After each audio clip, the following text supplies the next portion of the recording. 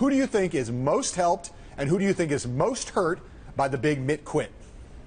Most helped is Jeb Bush, who has the capacity now to lock up the establishment donor class from coast to coast and in the interior of the country in a way he couldn't as long as Romney was looming out there. And if he does that, he could dominate fundraising this year. Historically, if you dominate Republican fundraising the year before the election, you win. I don't think anybody is really hurt by this. It opens up a lot of space for possible candidates and likely candidates. It gives everybody a chance now to say they're going to glom on to some of that Romney support.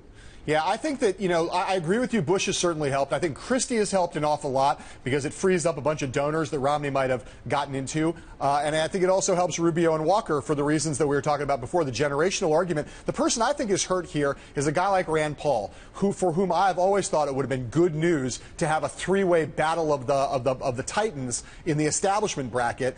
Paul would have been in a better position to consolidate the anti-establishment bracket. It's going to be harder for him to do that if there's a clear establishment favorite in the end.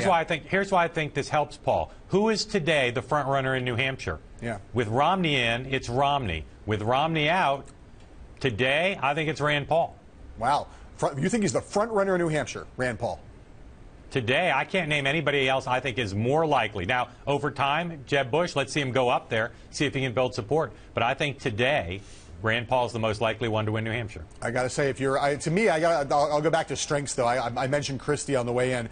I thought that Christie, there's still he's got a lot of problems, Chris Christie, I think, going into this. But Romney, according to your reporting, was thinking about some of the vetting that they did for him in the vice presidential selection process in 2012. There's a lot of problems for Chris Christie. But for him, I can't help but think he's looking at all those donors who Mitt would have locked up, and now they are at least available to him. He's got to be super happy today. He's going to get a ton of them, but Jeb Bush is going to get more of them.